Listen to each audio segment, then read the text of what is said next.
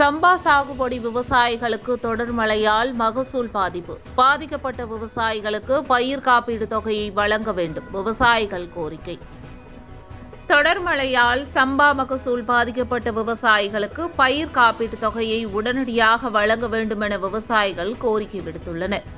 தமிழகத்தில் டெல்டா மாவட்டங்களில் கடந்த சில மாதங்களில் பருவம் மாறி பெய்த தொடர் மழையால் சம்பா பருவத்தில் பயிரிடப்பட்ட ஆயிரக்கணக்கான ஏக்கர் நெற்பயிர்கள் பெரிய அளவில் பாதிக்கப்பட்டுள்ளது.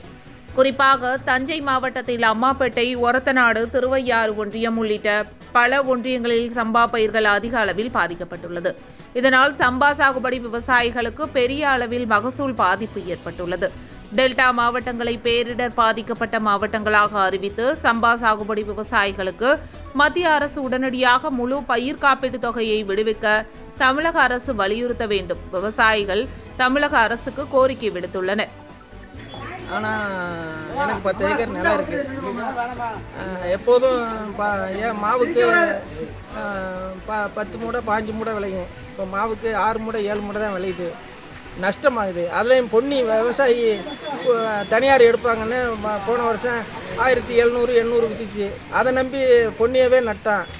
அதுக்கும் நஷ்டமாகுது. விலையும் இல்லை. எங்களுக்கு விளைய வேண்டிய விளைது நஷ்டம். எங்களுக்கு இன்சூரன்ஸு வழங்கும்படி தாழ்மையிடம் கேட்டுக்கொள்கிறோம்.